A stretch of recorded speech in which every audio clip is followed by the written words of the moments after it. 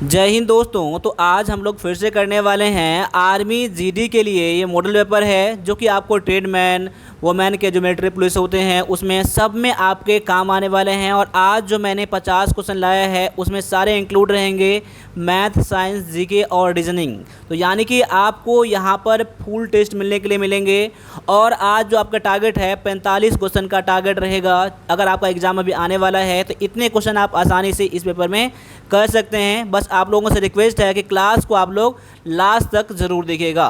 तो चलिए स्टार्ट करते हैं आज के पहले क्वेश्चन से। तो पहला क्वेश्चन देख सकते हैं कि भारत के प्रथम राष्ट्रपति कौन थे। तो यहाँ पर क्वेश्चन है कि फर्स्ट प्रेसिडेंट ऑफ इंडिया। तो यहाँ पर ऑप्शन को देख लीजिए और मेरे आंसर से मैच करिए। और साथ साथ में जो इसके अलावा जो मैं पॉइंट बताऊँगा ना उस पॉइंट को भी आप लोगों को नोट करना है और रिविज़न करना है। तो यहाँ पर आपका आंसर जो हो जाता है ऑप्शन नंबर आपका ए हो जाता है, जो कि है doctor Rajendra Prasad. Option number B में राजेंद्र प्रसाद जो हैं भारत के प्रथम राष्ट्रपति थे। अगर आपके क्वेश्चन में ऐसा आ जाए कि भारत के प्रथम महिला राष्ट्रपति कौन है तो ठीक है, तो उस कंडीशन में आपको प्रतिभा देवी सिंह पाटिल करना है। प्रतिभा मैं कहता हूँ यहाँ पर प्रतिभा पाटिल आपका यहाँ पर ये क्या है कि फर्स्ट वुमेन, क्या है फर्स्ट फीमेल प्रेसिडेंट। इसको भी आप लोगों को याद रखना है। साथ साथ में आप डॉक्टर राजेंद्र प्रसाद के बारे में जान लीजिए, ठीक है। ये 1950 से 1962 तक ये राष्ट्रपति रहे थे। चलिए अगले क्वेश्चन को देखते हैं। अगला क्वेश्चन में दिया गया है कि दिल्ली किस नदी के किनारे स्थित है। तो दिल्ली जो है ये यमुना नदी के किनारे स्थित है। और यमुना नदी जो है ये गंगा नदी का ट्रिब्यूटरी नदी है, यानी कि सहायक नदी है, ठीक है। चलिए अगले क्वेश्चन को भी लगा लीजिए यहाँ पर। अगला क्वेश्चन जो है आपका कि जय जवान जय किसान का नारा किसने दिया था। तो यहाँ पर ऑप्शन में देख लीजिए आपका आंसर क्या है। तो यहाँ पर जो आपका आंसर हो जाएगा option number B Lal Bahadur Shastri आपका यहाँ पर करेक्ट आंसर हो जाता है।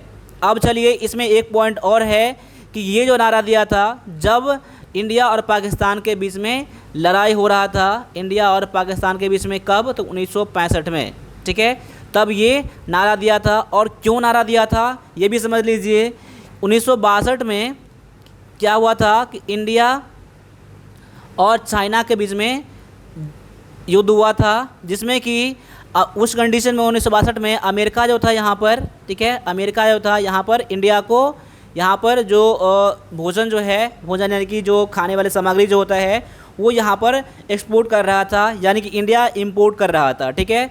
उसके बाद 1965 में जब इंडिया और पाकिस्तान के बीच में लड़ाई हुआ था तो अमेरिका ने धमकी दिया था इंडिया को कि यहाँ पर युद्ध बंद करने के लिए, नहीं तो मैं यहाँ पर आपका जो फूड सप्लाई है, फूड अनाज जो मैं दे रहा हूँ आपको, ये बंद कर दूंगा, उस पर बहुत ज़्यादा टैरिफ लगा दूंगा, ठीक है। इसका धमकी दिया था। उसी पर उन्होंने जय जवान जय किसान का नारा दिया था। कौन, तो लाल बहादुर शास्त्री ने दिया था। उसी के बाद हरित क्रांति और श्वेत क्रांति आया था हमारे देश में, ठीक है।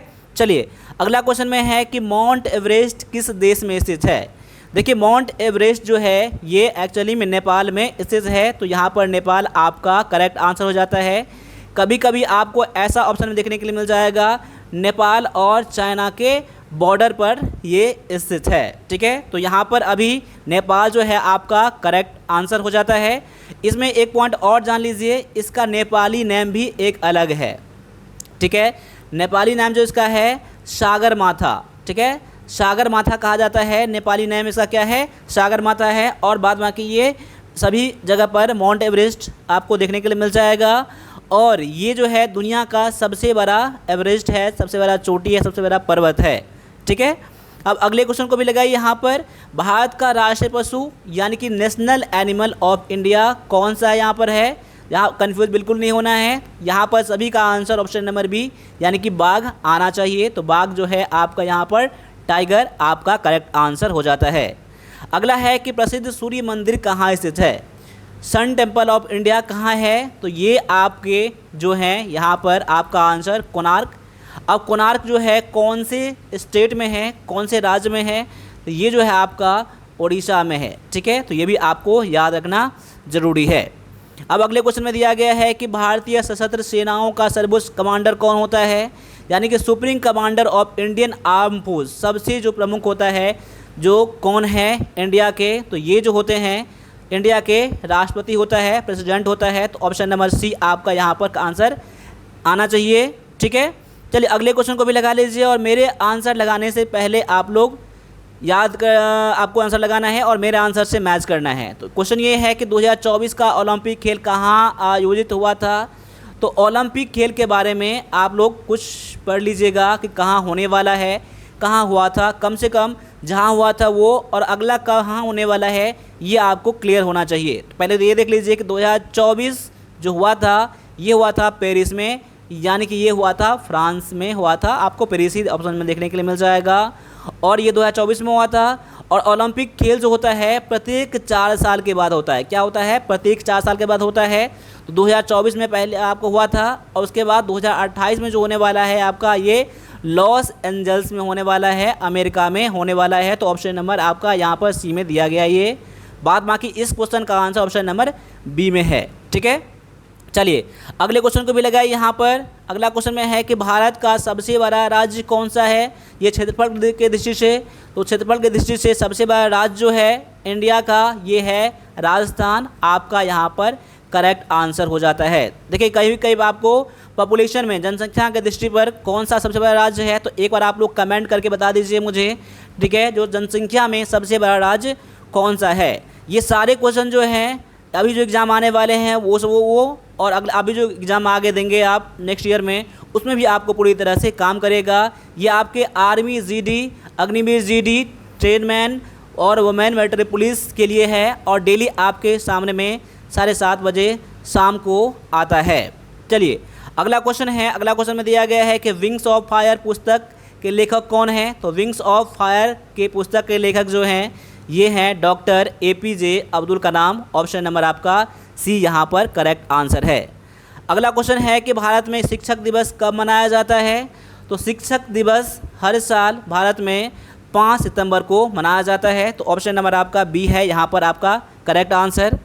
अगला क्वेश्चन है कि इसरो का मुख्यालय कहाँ स्थित है। ठीक है, इसरो का कई बार आपको फुल फॉर्म भी पूछ लिया जाता है, तो फुल फॉर्म भी आप लोगों को पता होना चाहिए। इंडियन स्पेस रिसर्च ऑर्गेनाइजेशन होता है, तो ये भी आप कंफर्म कर लीजिएगा। यहाँ पर क्वेश्चन है इसका हेडक्वार्टर कहाँ पर है। तो हेडक्वार्टर जो है ये आपका बेंगलुरु में है। ठीक है, तो आप लोग कमेंट ये भी करिएगा कि बेंगलुरु जो है कौन से स्टेट में है। ठीक है ना, कौन से स्टेट में है और इसका अभी जो है करंट में CM कौन है। ठीक है, तो ये आप लोग कमेंट ज़रूर करिएगा। अगर क्लास देख रहे हैं तो कमेंट साथ साथ करते रहिए। ठीक है, चलिए आगे दिया गया है कि किस ग्रह को लाल ग्रह कहा जाता है। तो ये मंगल ग्रह को लाल ग्रह कहा जाता है। अगले क्वेश्चन में है कि भारत की सबसे लंबी सुरंग कौन सी है। देखिए लंबी सुरंग जो है आपके एग्ज़ाम में थोड़ा सा कंफ्यूज कर सकता है, लेकिन अभी जो मैं बता रहा हूँ करंट में, ठीक है, तो करंट में कौन सा है। हो सकता है कि अगर आपके पास पुराना बुक हो तो उसमें अपडेट नहीं किया हो, तो ये भी आप लोग एक बार इंटरनेट से सर्च करके वेरीफाई कर लीजिएगा। ठीक है, जो सबसे लंबी सुरंग यानी कि लॉन्गेस्ट टनल ऑफ इंडिया कौन सा है। अभी जो है आपका ये पीर पंजाल सुरंग जो है आपका यहाँ पर करेक्ट आंसर हो जाता है। इस क्वेश्चन को आप लोग एक बार सर्च करके अपने बुक से वेरीफाई करिएगा लेटेस्ट डाटा के साथ। ठीक है, इससे पहले आपको कई बार आपको डॉक्टर श्यामा प्रसाद मुखर्जी देखने के लिए मिल जाता होगा कई सारे बुकों में। ठीक है, चलिए आगे दिया गया है कि विश्व पर्यावरण दिवस कब मनाया जाता है। तो विश्व पर्यावरण हर साल 5 जून को मनाया जाता है। अगला क्वेश्चन में है कि मानव शरीर में कुल कितनी हड्डियां होती है। तो मानव शरीर में कुल 206 हड्डी होती है। 206 आपका यहाँ पर करेक्ट आंसर है। अगला क्वेश्चन है कि विटामिन सी का सबसे अच्छा स्रोत कौन सा है। तो विटामिन सी जो आपको ज़्यादातर मिलेंगे वो आपको खट्टे चीज़ों में मिलेंगे। तो यहाँ पर आपका करेक्ट आंसर है आंवला। ठीक है, आपका यहाँ पर करेक्ट आंसर है। कभी आपको विटामिन सी के कमी से होने वाले रोग कौन सा है आप लोग जानते हैं, आप लोग कमेंट ही कर दीजिएगा आप लोग। ठीक है, इससे पहले क्लास में मैंने आर्मी क्लर्क वाले क्लास में मैंने बता दिया था। तो देखिए GK GS जहाँ से भी मिले आपके इंडियन आर्मी के, अग्निवीर के, आप वहाँ से पढ़ सकते हैं। चलिए आगे दिया गया है कि रक्त का लाल रंग किसके कारण होता है। ठीक है, तो यहाँ पर ऑप्शन में से आपका आंसर ऑप्शन नंबर बी जो है करेक्ट हो जाता है। हीमोग्लोबिन आपका आंसर करेक्ट आना चाहिए। ठीक है, चलिए आगे दिया गया है कि बिजली के बल्ब का फिलामेंट किस धातु का बना होता है। तो बिजली के बल्ब का फिलामेंट जो होता है ये टंगस्टन से बना होता है। ऑप्शन नंबर आपका सी यहाँ पर करेक्ट आंसर है। अगले क्वेश्चन में आ जाइए। अगला क्वेश्चन है कि कौन सी गैस ग्रीन हाउस गैस प्रभाव के लिए मुख्य रूप से जिम्मेदार है। तो ग्रीन हाउस गैस का जब भी नाम आता है ना, ठीक है, तो यहाँ पर आपका आंसर कार्बन डाइऑक्साइड यानी कि कहीं कहीं पर आपको CO2 देखने के लिए मिल जाता है। आपका यहाँ पर करेक्ट आंसर हो जाता है। चलिए अगले क्वेश्चन में दिया गया है कि पौधे द्वारा भोजन बनाने की प्रक्रिया क्या कहलाती है। तो पौधे द्वारा भोजन बनाने वाली प्रक्रिया जो होता है ये प्रकाश संश्लेषण यानी कि फोटोसिंथेसिस कहा जाता है। ऑप्शन नंबर आपका बी यहाँ पर करेक्ट आंसर है। अगला क्वेश्चन है कि ओजोन परत हमें किससे बचाती है, यानी कि ओजोन लेयर जो है हम लोगों को किस चीज़ से प्रोटेक्ट करती है। तो यहाँ ऑप्शन को गौर से पढ़ लीजिएगा, ठीक है। आप कई सारे बच्चे ऐसे होते हैं ना कि आंसर सही जानते हुए भी ऑप्शन गलती टिक करके आ जाते हैं, तो इससे भी आप लोगों को बचना है। ऑप्शन नंबर आपका सी जो है यहाँ पर करेक्ट आंसर है। पराबैंगनी यानी कि अल्ट्रा वायलेट रेज से बचाता है हम लोगों को, ठीक है। अगर ये हम लोगों को डायरेक्टली आ जाए तो यहाँ पर कई सारी बीमारी, कैंसर सब होने की संभावनाएं बढ़ जाता है, ठीक है। चलिए आगे दिया गया है कि ध्वनि की चाल सबसे अधिक किस में होती है। तो ध्वनि की चाल जो सबसे अधिक होता है वो होता है आपके ठोस में होता है, ठीक है ना। तो ठोस यानी कि यहाँ पर देख सकते हैं, यहाँ पर स्टील जो है ठोस पदार्थ है, यहाँ पर सॉलिड में सबसे ज़्यादा फास्ट चलता है। तो यहाँ पर आपका सी आंसर करेक्ट हो जाता है। आगे आ जाइए। अगला क्वेश्चन है कि साधारण नमक का रासायनिक नाम क्या है। जो हम लोग नमक खाते हैं उसका नाम क्या है। तो क्वेश्चन नंबर 24 में देखिए यहाँ पर इसे केमिकल रिलेटेड यानी केमिस्ट्री से ऐसा केमिकल नेम आपको कई बार एग्जाम में आ जाते हैं, तो इसमें से आप लोगों को भी इसका आंसर पता होना चाहिए। तो यहाँ पर आपका आंसर ऑप्शन नंबर आपका बी हो जाएगा, सोडियम क्लोराइड आपका यहाँ पर आंसर करेक्ट हो जाता है। चलिए आगे दिया गया है कि मानव शरीर की सबसे बड़ी ग्रंथि कौन सी है। एक बार इस क्वेश्चन को आप लोग भी वेरीफाई कर लीजिएगा, ठीक है, ठीक है। इस क्वेश्चन को वेरीफाई करके आप लोग आंसर करने का कोशिश करिएगा, ठीक है ना। कई बार आपको कन्फ्यूजन इसमें हो जाते हैं, ठीक है। चलिए आगे आज अगला क्वेश्चन में दिया गया है कि मानव शरीर का सबसे बड़ी ग्रंथि कौन सा है। तो सबसे बड़ी ग्रंथि जो होता है यकृत यानी कि लीवर होता है, ठीक है। सबसे बड़ा अंग कौन सा है, तो ये स्किन होता है, ठीक है। और सबसे लंबी हड्डी कौन सा होता है, ये होता है आपका फीमर जो कि होता है जांघ की हड्डी होता है। चलिए अगला क्वेश्चन है कि पानी का क्वथनांक यानी कि बॉइलिंग पॉइंट कितना होता है, कितना डिग्री सेल्सियस पर पानी उबलने लगता है। तो ये 100 डिग्री सेल्सियस पर पानी उबलने लगता है, ठीक है। चलिए अगला क्वेश्चन में दिया गया है कि पेंसिल में प्रयुक्त होने वाले काला पदार्थ कौन सा होता है। काला पदार्थ कौन सा होता है, तो ये होता है ग्रेफाइट आपका यहाँ पर करेक्ट आंसर हो जाता है। आगे है निम्नलिखित में से कौन सा एक जीवाश्म ईंधन नहीं है। तो फॉसिल फ्यूल कौन सा नहीं है। देखिए फॉसिल फ्यूल किसे कहा जाता है आप लोगों को पता होगा। अगर मान लिया जाए कोई भी ऐसा पदार्थ, जीव जंतु, पेड़ पौधे कुछ भी होता है, अगर वो ज़मीन के नीचे में हज़ारों लाखों साल तक पड़े रहते हैं तो क्या बन जाता है, फॉसिल फ्यूल बन जाता है। देखिए कोयला भी उसी का उदाहरण है, पेट्रोलियम और प्राकृतिक गैस जो है ये उसी का उदाहरण है। तो यहाँ पर लकड़ी जो है आपका यहाँ पर करेक्ट आंसर हो जाता है। आगे आ जाइए। यहाँ पर क्वेश्चन है कि बल का SI मात्रक क्या है, SI यूनिट ऑफ फोर्स। तो यहाँ पर न्यूटन जो है आपका यहाँ पर करेक्ट आंसर हो जाता है। अगले क्वेश्चन में आ जाइए। अगला क्वेश्चन में दिया गया है कि नींबू में कौन सा अम्ल पाया जाता है, ठीक है। तो नींबू में आपके साइट्रिक अम्ल पाया जाता है। ऑप्शन नंबर बी जो है आपका यहाँ पर करेक्ट आंसर हो जाता है। अगला क्वेश्चन है कि यदि 5 पेनों का मूल्य 20 रुपये है तो 8 पेनों का मूल्य क्या है। 15 क्वेश्चन आपके जो था जीके का था, 15 क्वेश्चन आपके यहाँ पर GS यानी कि जनरल साइंस का था, आर्मी GD के लिए और ट्रेडमैन के लिए। और 10 क्वेश्चन आपके यहाँ पर 15 क्वेश्चन आपके मिल जाएंगे आपको यहाँ पर मैथ के मिल जाएंगे और 5 क्वेश्चन आपको रीजनिंग के मिलने वाले हैं। इसलिए क्लास को लास्ट से देखिएगा। और मैथ का लेवल आपके एग्जाम में बहुत ही कम लेवल का पूछा जाता है। तो यहाँ पर क्वेश्चन है कि यदि 5 पेनों का मूल्य 20 रुपया है तो 8 पेन का कितना कीमत होगा। अगर 5 पेन का कीमत है आपको दिया गया है 20, तो यहाँ पर 1 पेन का कितना कीमत हो जाएगा, 20/5 यानी कितना हो जाएगा, 4 आपका हो जाएगा 1 पेन का। अब 8 पेन है ना, तो 8 पेन की कीमत कितना हो जाएगा यहाँ पर, तो 8 गुना में 4 कर दीजिए यानी कि 32 रुपया क्या हो जाएगा आपका यहाँ पर आंसर। आप इसको ऑर्डरली भी निकाल सकते हैं। आ जाइए अगले क्वेश्चन पर। अगला क्वेश्चन दिया गया है कि 100 का 25% कितना है। तो 100 का 25%, 100 गुना में 25% ना, 25 कर दीजिए, और परसेंटेज का मतलब क्या होता है, बट्टा में 100 होता है। अब 100 कट जाएगा, क्या बच जाएगा, 25। तो आपका आंसर ऑप्शन नंबर ये बी में दिया गया है 25। अगले क्वेश्चन को भी लगाइए, और जहाँ लगे वीडियो को पॉज करना है वहाँ वीडियो को आप पॉज कर सकते हैं।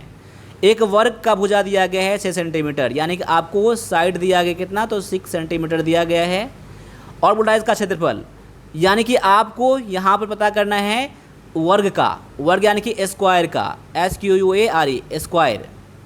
मैं यहाँ लिख देता हूँ एरिया ऑफ अ स्क्वायर, ठीक है, क्या होता है, साइड का स्क्वायर। देखिए हिंदी वाले बच्चे ये हैं कि वर्ग का भुजा बराबर क्या होता है, वर्ग का क्षेत्रफल बराबर में क्या होता है, भुजा स्क्वायर होता है, ठीक है, ये समझ लीजिएगा फॉर्मूले में। तो साइड दिया गया आपको 6 का स्क्वायर कर दीजिए, यानी कि 6 गुना में 6 बराबर कितना हो जाएगा, 36। आप लोगों को मेंसुरेशन में जितने ज़्यादा फार्मूला आता है ना, सभी फार्मूले को आप लोगों को रट्टा मार के जाना है, और रट्टा मारने से आपको बेहतर होगा कि आप उसको प्रैक्टिस करिए आप, ठीक है। कई बार आप एग्जाम में फार्मूले जो है ना, आपको एग्जाम में पूछ लिए जाते हैं डायरेक्टली।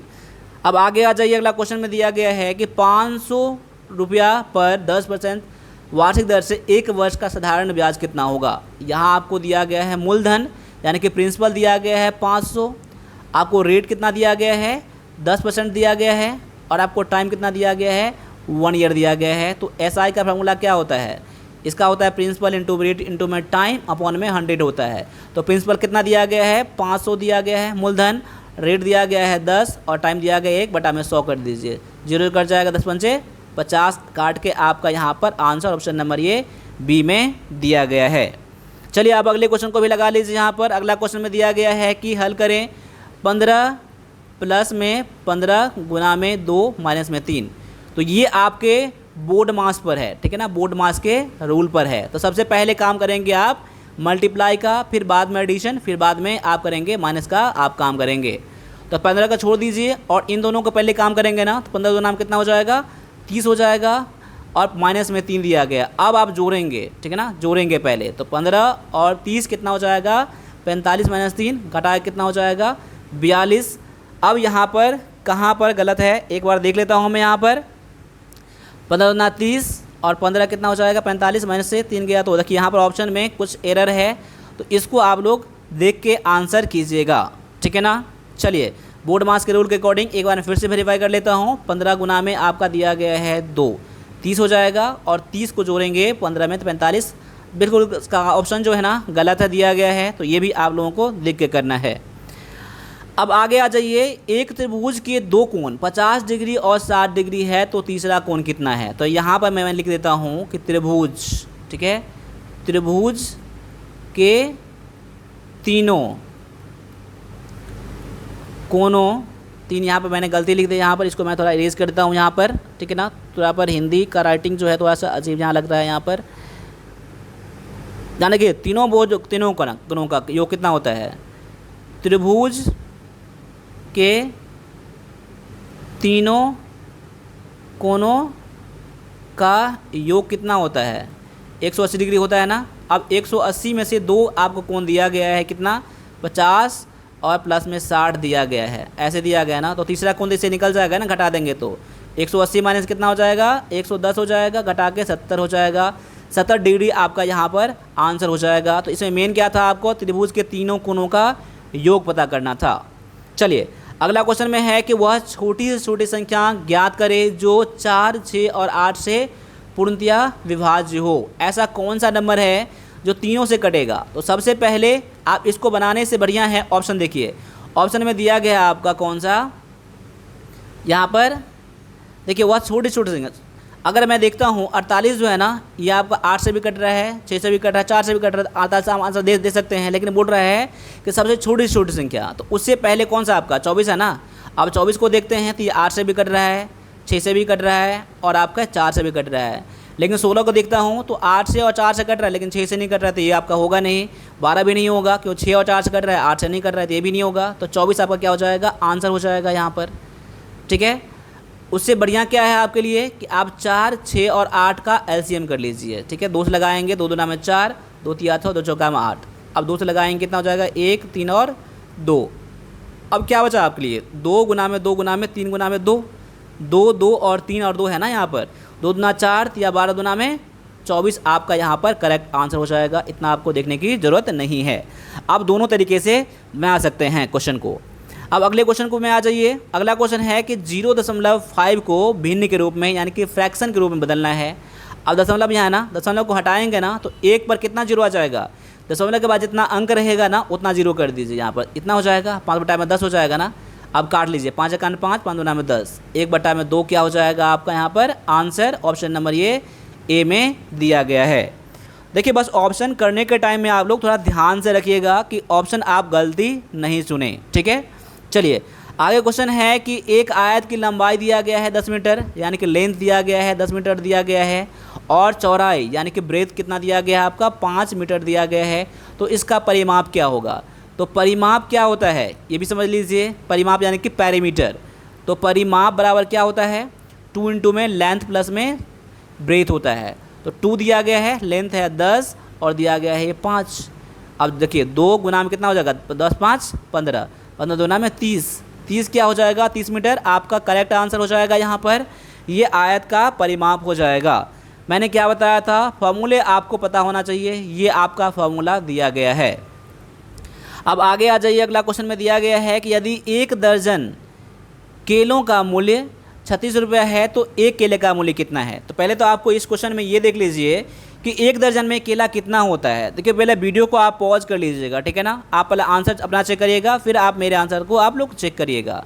अब 1 दर्जन में कितने होते हैं, कोई भी सामान 12 होता है ना, यानी कि 12 केले का दाम, 12 केलों का दाम कितना हो जाएगा आपका 36 रुपया हो जाएगा। तो 1 केले का दाम कितना हो जाएगा, 1 केले का दाम कितना हो जाएगा 36/12, 12 तिया 36। अब 1 केले का दाम कितना हो जाएगा 3 हो जाएगा, ठीक है। यही तो पूछ रहा था आपको 1 केले का दाम। ऑप्शन नंबर आपका बी जो है यहाँ पर करेक्ट आंसर आपका आना चाहिए। अब अगले क्वेश्चन को भी लगाइए यहाँ पर। अब इस क्वेश्चन में क्या करना है, इस पैटर्न को, इस सीरीज़ को पूरा करना है। अगला सीरीज़ कौन सा आएगा, अगला नंबर कौन सा आएगा ये पता करना है। तो देखिए 2 है, 5 है, 8 है, 11 है। तो देखिए इन दोनों में डिफरेंस कितना का 3 का है ना, इन दोनों में डिफरेंस 3 का है ना, इन दोनों में डिफरेंस 3 का है। तो अगला नंबर कौन सा आएगा यहाँ पर, 11 और 3 14 आपका यहाँ पर करेक्ट आंसर हो जाता है। अगला क्वेश्चन को भी देख लीजिए यहाँ पर कि एक वस्तु 100 रुपये में खरीदी गई और 120 रुपये में बेची गई, तो लाभ प्रतिशत कितना है। अब देखिए लाभ प्रतिशत निकालने के लिए क्या करते हैं हम लोग, लाभ प्रतिशत निकालने के लिए क्या करते हैं, यहाँ पर फॉर्मूला होता है लाभ बटा में क्या होता है क्रय मूल्य, जिस पर ख़रीदा गया है गुना में 100। अब आपको यहाँ पर लाभ पहले पता करना होगा ना, तो ये आपका दिया गया है क्रय मूल्य ना, खरीदा गया है ना, ये आपका विक्रय मूल्य है, ये भी समझ लीजिएगा, मैं इतना लिख नहीं रहा हूँ आपको। देखिए तो लाभ बराबर क्या होता है, विक्रय मूल्य घटे क्रय मूल्य। विक्रय मूल्य दिया गया 120 और क्रय मूल्य दिया गया है 100, यानी कि 20 रुपये का आपको लाभ हो गया।